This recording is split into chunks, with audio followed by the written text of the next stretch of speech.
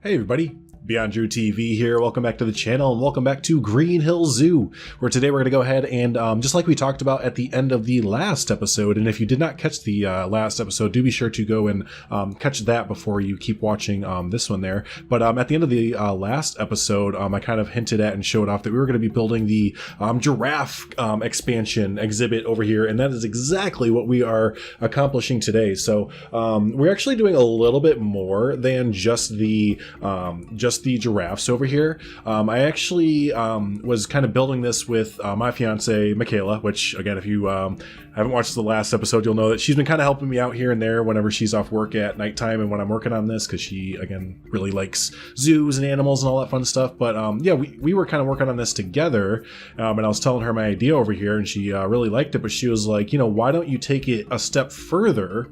And instead of doing just giraffes over here, again, let's, you know, go that one extra step further. Let's just make this the whole savanna area. And I really like that idea, because as of right now with the Theme Maker's Toolkit items, you know, it's very heavily focused on, the African, like, savanna type animals and stuff like that. You know, we have our lions, our zebras and meerkats, and, you know, just all these different more African inspired animals, which is fantastic. So but yeah, since we have all of those ready to go at our disposal, kind of figured we'll just make this entire kind of near the front of the park-ish section the Savannah Africa area. So here we are making our giraffe exhibit, because what we're planning on doing is we're going to combine some of the animals, and some of them we're not going to leave by themselves. So I think I want to have the elephants by themselves in a much larger sort of exhibit, their enclosure, what have you.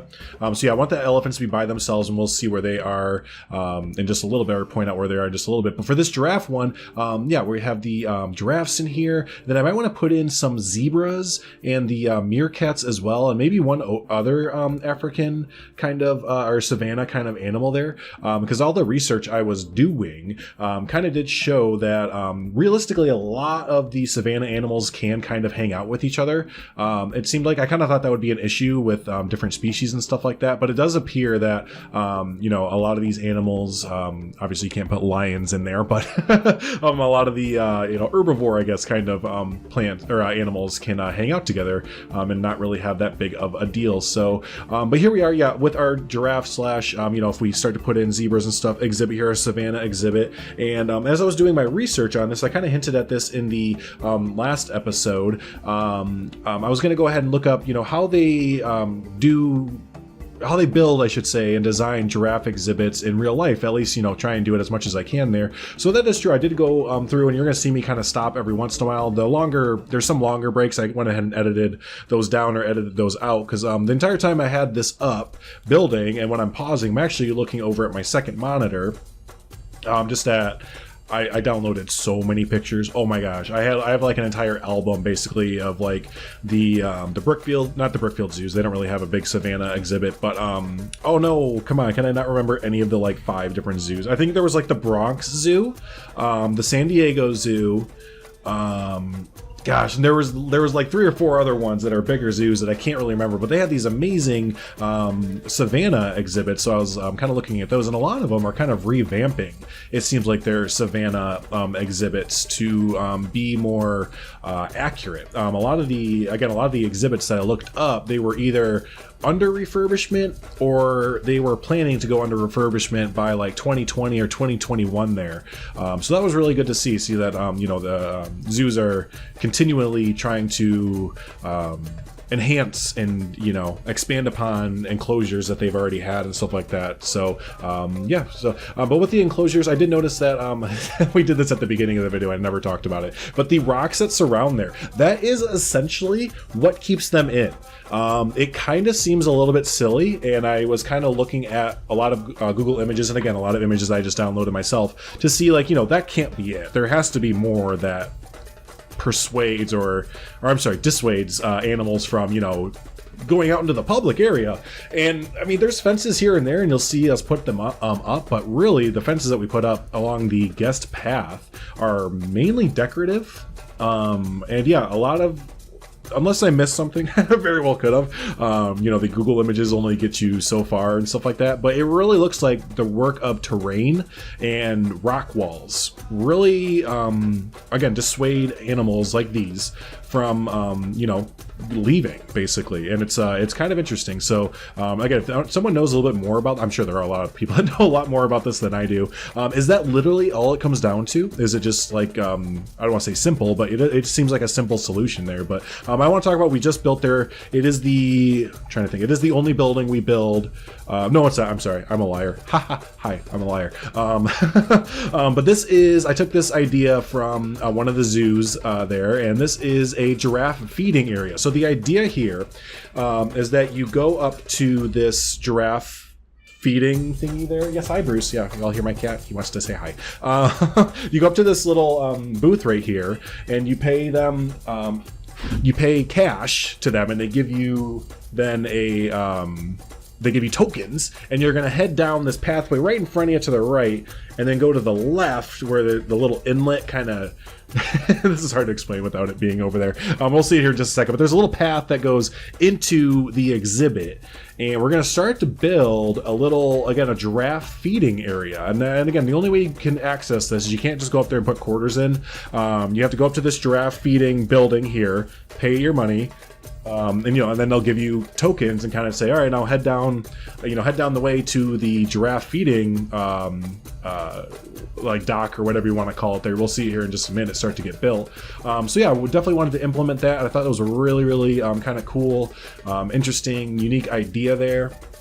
And yeah, I think it turns out really neat. We'll start building on that in just a minute. So here are the fences, by the way, that I was talking about earlier. There's nothing too special about these fences, but these are these look almost identical to some fences, again, that I saw just outside of a giraffe you know, zoo exhibit.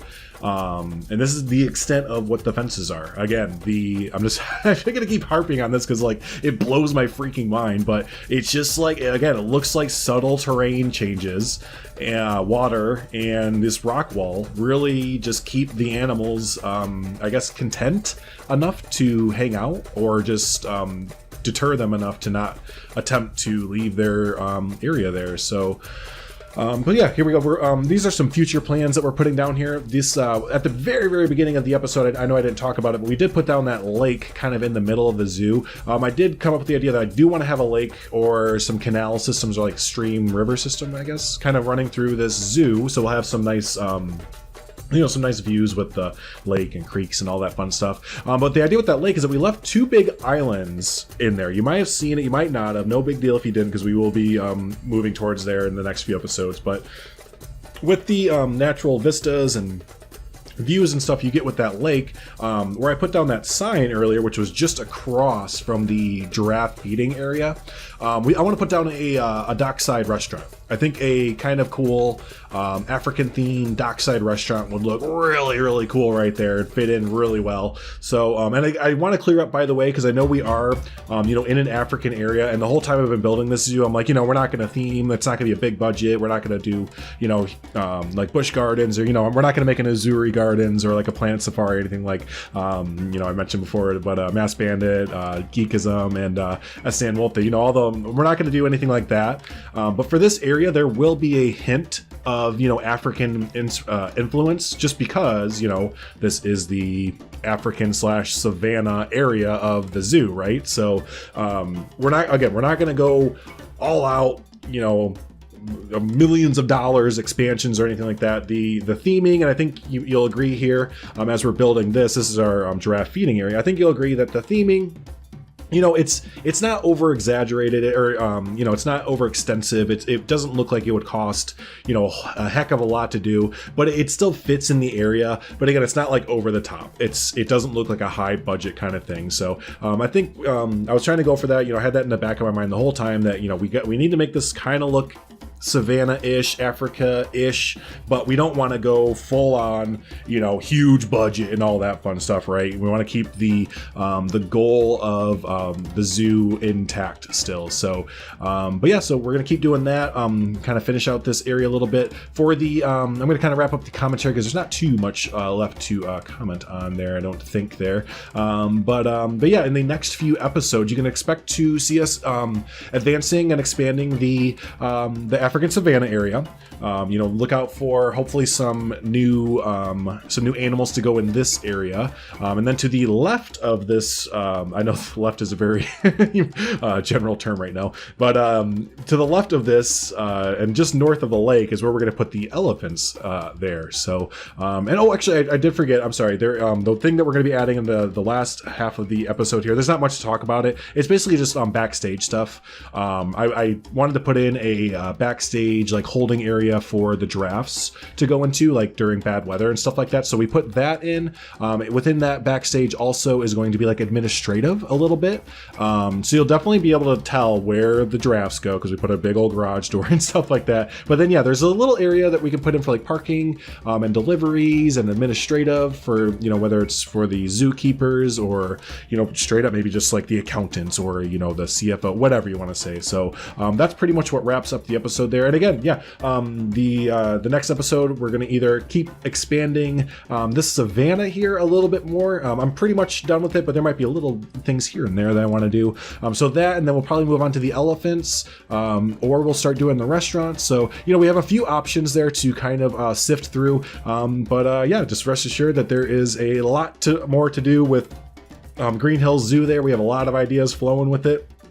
And I'm really, really excited. I love this build. I haven't been this invigorated or reinvigorated by a Planet Coaster project in quite a while. And it's really interesting because this whole project, we're probably not even going to build a roller coaster, or, if we do, it's going to be a really small kiddie roller coaster. We're not even building rides, but I think that's what it is that, it is different within Planet Coaster to, we're building something that's not a theme park, right? It's a zoo. And I think that's, you saw this with RollerCoaster Tycoon 3 and other games like this, but the evolution slowly but surely happens where the game comes out, everyone builds a theme park, builds rides and stuff, but as the game matures you start to see other builds come out that aren't exactly theme park related.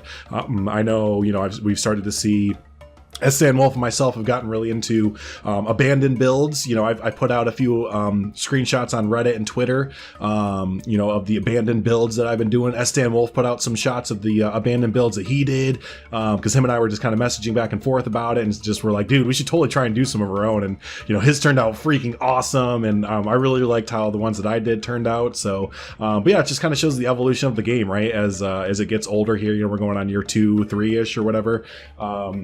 So yeah, as the game goes, it's just we're gonna build different things other than theme parks are gonna start coming out, and I think that's really the interesting time for games like Planet Coaster and City Skylines or whatever have you, where the community takes the general idea of the game, the design program, and then flips it on its head and does something completely different and out there. So, but yeah, actually, speaking of Twitter and stuff like that, I don't usually promote this kind of stuff a lot, but we do have a BeyondDrewTV Twitter and Discord and Instagram and socials and all that. So if anyone's interested, you would like to keep the community discussion going, we have a pretty awesome thriving Discord. My Twitter, I put up pictures of work in progress shots. Green Hills Zoo gets put up over there a lot. We have a lot of other fun little things going on Twitter and stuff like that. So again, I never really promote it too much, but if y'all are interested, definitely do head over. Down below in the description has all of my socials there if you ever would like to hang out with us again over on the Twitter, on the Discord. On the Discord we also have the community part kind of going on, and all that fun stuff. So again, a lot of fun times over there. The community is fantastic that we have, and we're always looking for more great people to head on over and join. So yeah, that's fits your style. That sounds nice to you. Go ahead and click on the description down below. Find the invite to my Discord, and BeyondDrewTV is my link for everything. So Twitter, Twitter, Instagram, all. I tried to make it all universal, so if that makes it easier for you, we'll do that. So there's me, as they say, whoring myself out.